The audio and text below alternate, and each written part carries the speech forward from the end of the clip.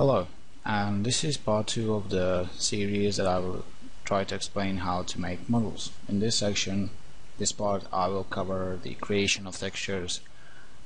I have the textures I used on the model in this folder. They are just raw JPEGs, and I will use this program called Crazy Bump to create normal and specular maps. So I just drag in the texture in this photograph. Okay, now it does its thinking, and then I just click on this, and as you can see, okay, let's make the box. This is not how it's supposed to be in word shape recognition. No, this is not the way it's supposed to be either. Hold on. It's gonna be a bit tricky to create these. I have to go to minus. There it is. There it is, yeah, this is how it's supposed to be. Okay, so I won't really explain any of these because I don't really have time for this. I just make them to my liking.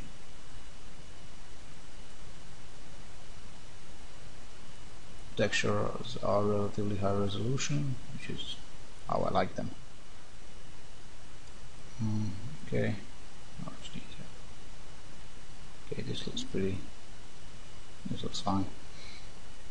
Shape recognition slider is just for better coordinations. And let's see 3D preview.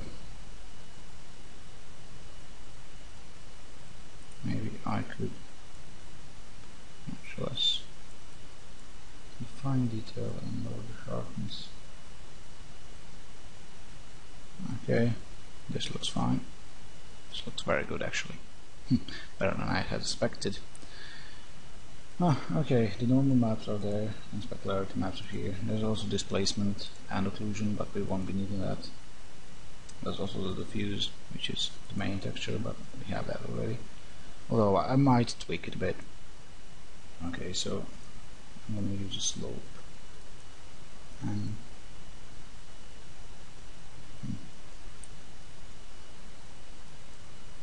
actually, yeah, this is actually quite good.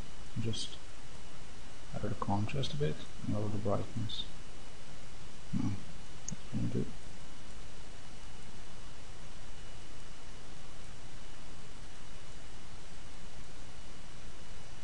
Okay, this is kind of the best.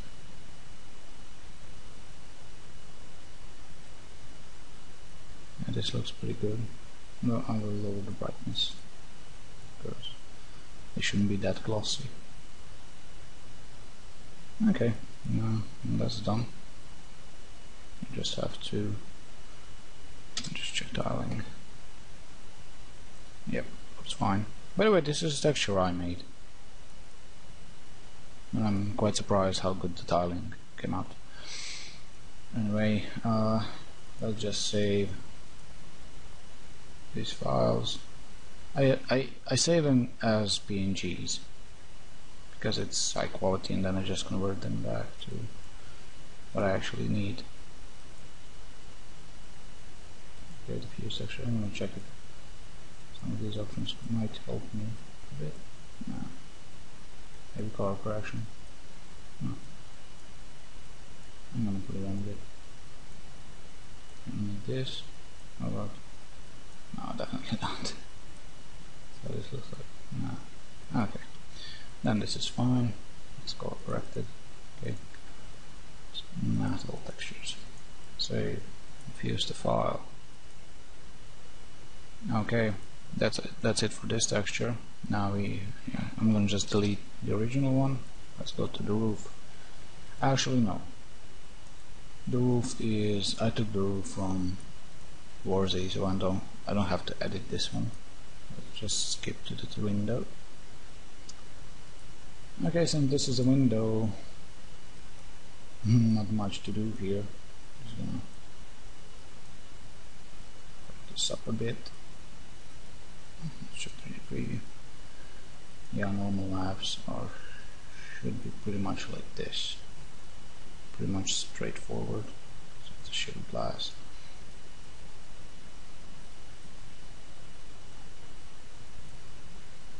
Just want to be a little bit of detail. Yeah, density to 5, just to give it a bit of pressure. Okay, specularity is fine. Yeah.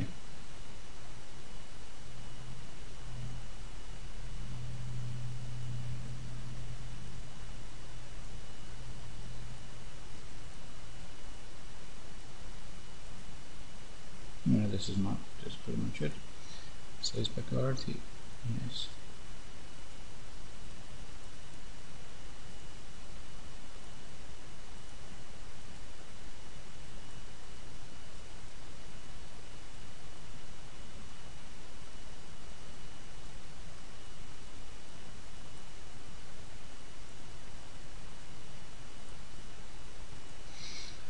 Okay, so this is it for 2 textures, and I'm just gonna do the rest of the 3 in a time lapse. No, the 2 rest in time lapse.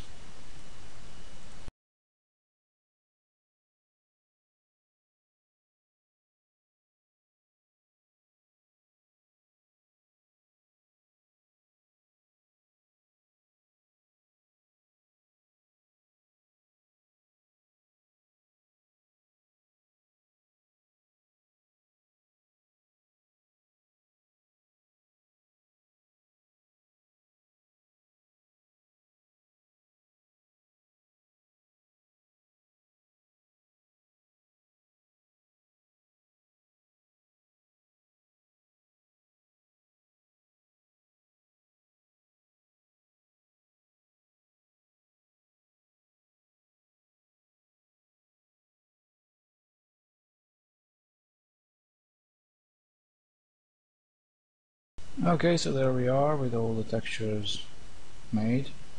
Just gonna complete the JPEG ones. Okay. Now we need to convert them to a file format that Engine can actually recognize, and that is DDS. I think I found out that it even accepts Targa, but I'm not sure. I didn't test, so I'm just going with DDS. Since all of the textures are DDS anyway, except that few.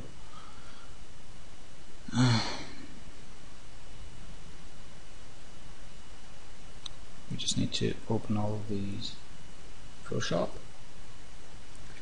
You need a DDS, basically NVIDIA's DDS plugin for Photoshop if you want to save or edit DDS files. And let's just save as. Actually, let's make an action. Actions are really the thing to do. I'm just going to delete this one. New. Fine, action 2. Oh, wait.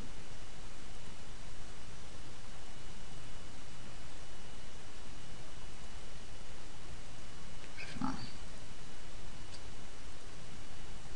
Okay, file, save as, DDS. You need to generate mip maps because it's a world, it's a render texture.